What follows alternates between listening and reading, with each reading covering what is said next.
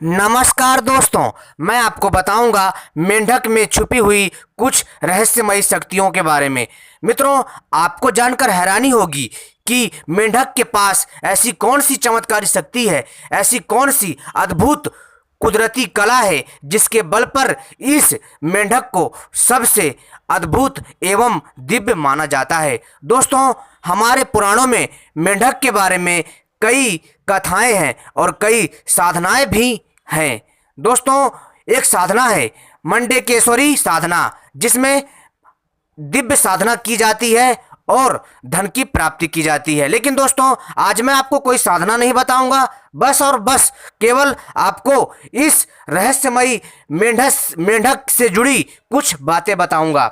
मित्रों, आपने इच्छाधारी नाग के बारे में तो जरूर सुना होगा। आपने यह भी सुना होगा कि इच्छाधारी नाग के पास नाग मणि होती है, जिसके दम पर वह आसानी से कोई भी रूप धारण कर लेता है और कहीं पर भी आसानी से आ जा सकता है और किसी का भी रूप आसानी से धारण कर सकता है। लेकिन दोस्तों, आप लोगों में से बहुत कम लोगों ने मेंढक मणि के बारे में सुना होगा। जी हाँ दोस्तों, आपको सुनकर हैरानी हो रही होगी और आप इस बात को लेकर के भरोसा नहीं कर पाएंगे। लेकिन दोस्तों, ये सत्य है, क्योंकि दोस्तों ऐसे कई जीव हैं जिनके पास उनको मणि दी जाती है और यह मणि कुदरती तौर पर उनको मिलती है।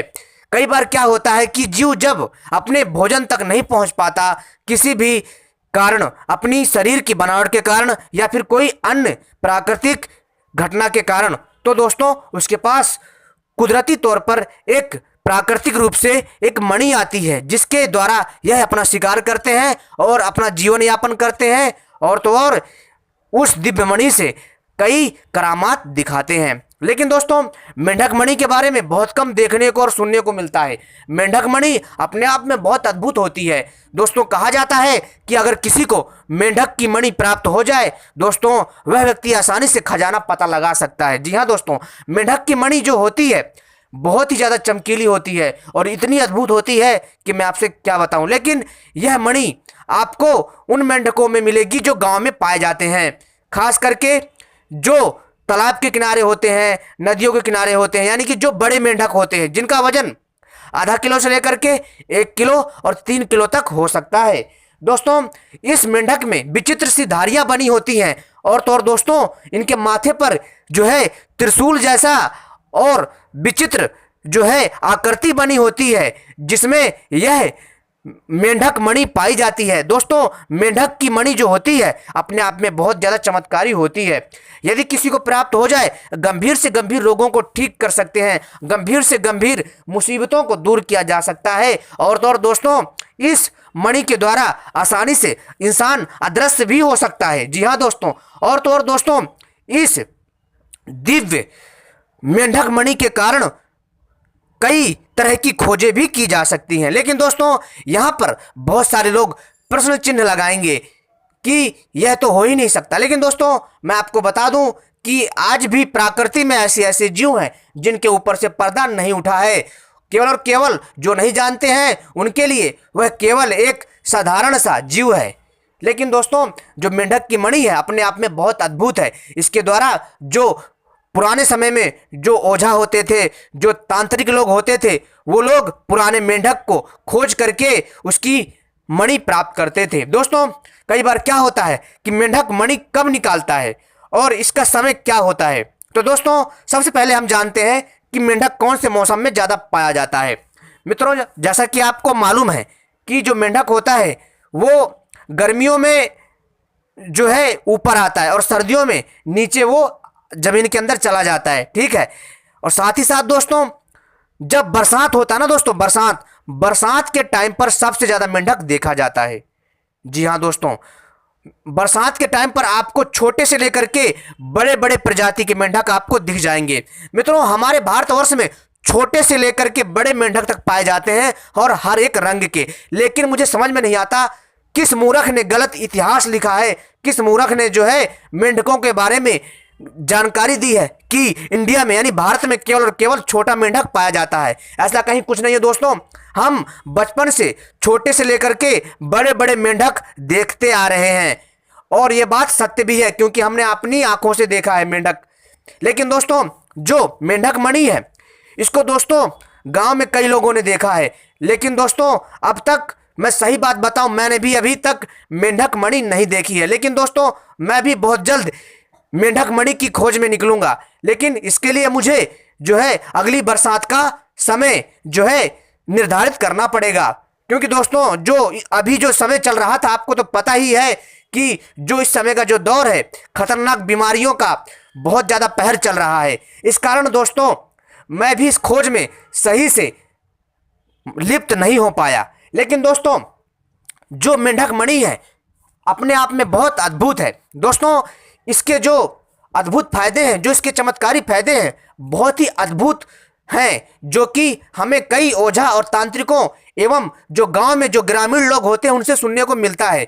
दोस्तों क्या होता है कि आपने देखा होगा, जब कई बार किसी का तालाब के किनारे घर होता है, नदियों के पास घर होता है, और कई बार खेतों के आसपास जो पोखर होते हैं, नहर होते हैं दोस्तों, खास करके जहाँ पर झाड़ियाँ बहुत ज़्यादा होती हैं, मतलब जहाँ पर एकदम सुनसान सा जगह होता है, वहाँ पर यह आपको बहुत ही ज़्यादा मिल जाते हैं दोस्तों। ऐसा बताया जाता है कि शाम के टाइम जो है, जो वो होते हैं ना, उसको क्या बोलते हैं, जो बैल चराते हैं, जो बकरियों को चराते हैं, उनको बोलते हैं गड़रिया। आप लोग भी जानते होंगे, जो लोग जानवरों को चराने का काम करते हैं। तो दोस्तों क्या होता है कि वो लोग शाम के समय अपने जानवरों को पानी पिलाने जा रहे होते हैं, तो दोस्तों उनको जो है ना एक मेंढक दिखता है। एक बांध होता है, मतलब पोखरों के किनारे, तालाब के किनारे एक बांध टाइप होता है, मतलब यानी कि मिट्टी का एक ऊंचा टीला होता है, तो उसके ऊपर मेंढक बैठा हुआ, मतलब उसके ऊपर मेंढक बैठा हुआ होता है। और दोस्तों मेंढक के, जी हाँ दोस्तों, मेंढक के पास एक विचित्र सा पदार्थ चमक रहा होता है, जिसको हम मेंढक मणि कहते हैं। मेंढक मणि अपने आप में बहुत ही ज़्यादा अद्भुत है दोस्तों। आपको यह भी मालूम होगा कि मेंढक और सांप की जातीय दुश्मनी भी है। मेंढक सांप को पाता है तो जो बड़ा मेंढक होता है वो सांप को खा लेता है, लेकिन जब कोई सांप छोटे मेंढक को पाता है तो वो छोटे मेंढक को खा जाता है, यानी कि इनकी जातीय दुश्मनी भी है दोस्तों। ये तो खैर प्रकृति की घटना है, ये तो चलती रहती है। लेकिन जो गांव वाले थे, जो अब शाम के समय जब अपने जानवरों को चारा खिलाने के बाद पानी पिलाने के लिए जाते हैं, तब वो पोखर के पास एक बांध के ऊपर, मिट्टी के टीले के ऊपर एक मेंढक देखते हैं, जिसके सर के ऊपर एक विचित्र प्रकार का पदार्थ चमक रहा होता है, जिसको बोलते हैं मेंढक मणि। तो दोस्तों क्या हुआ कि गांव वालों ने सोचा कि क्यों ना जाकर के देखा जाए कि यह मतलब जो है इसके ऊपर क्या है, इस मेंढक के ऊपर। तो दोस्तों जैसे ही वो लोग मेंढक के पास गए तो दोस्तों वह जो मेंढक मणि थी पता नहीं कहाँ गायब हो गई, और वो आराम से पानी के अंदर जाकर के कूद गया, झट से कूद गया मेंढक। और गांव वालों, जो मतलब जो वहाँ के गांव वाले थे, जो गड़रिया गांव वाले थे, उन्होंने वहाँ पर काफ़ी देर तक उसको खोजा, लेकिन नहीं मिला, क्योंकि दोस्तों वो पानी में कूद चुका था। लेकिन फिर भी उन्होंने अगले शाम वहाँ जाकर के तलाशने की कोशिश की, बट उनको कुछ हाथ नहीं लगा। दोस्तों अगर मेंढक मणि किसी को मिल जाती है तो दोस्तों इस मणि को बोल करके हम अपना आसानी से काम ले सकते हैं।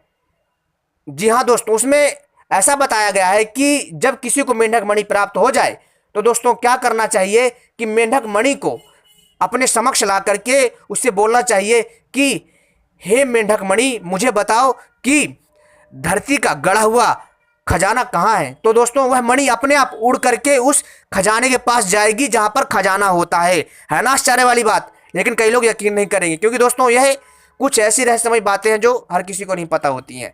साथ ही साथ दोस्तों यह खास करके जो यह मेंढक होता है, जो ये विशेष प्रकार का मेंढक होता है, ये बरसात के टाइम में ही पाया जाता है, जहाँ पर एकदम सुनसान सा क्षेत्र होता है, और जहाँ पर पुराना तालाब, पुरानी नदियाँ, पुराना पोखर, पुराना तालाब होता है, वहीं पर ही होते हैं। और खासकर यह बरगद के पेड़ के नीचे भी पाए जाते हैं, नमी वाले क्षेत्रों में। दोस्तों जब यह मिल जाता है ना, साथ ही साथ इसकी मणि के द्वारा इंसान आसानी से अदृश्य भी हो सकता है। मात्र इसको अपने पास रखने से कई प्रकार की समस्याओं का नाश होता है। साथ ही साथ दोस्तों मेंढक मणि इतनी चमत्कारी होती है कि बहुत ही ज़्यादा मेंढक मणि के द्वारा, लेकिन ध्यान रहे दोस्तों, जब किसी को मेंढक मणि अगर प्राप्त हो जाती है, उसको सदैव जो है हमेशा जो है आम के पात्र में ही रखना चाहिए। आम के लकड़ी का एक पात्र होता है, उसको एक बर्तन के रूप में बनवा लें, यानी कि आम की जो लकड़ी होती है उसको एक बर्तन के रूप में बनवा लें। और अगर किसी को प्राप्त हो जाती है मेंढक मणि तो उसको उसी में ही रखना चाहिए और ऐसी जगह पे रखना चाहिए जहां पर किसी का हाथ ना लगे।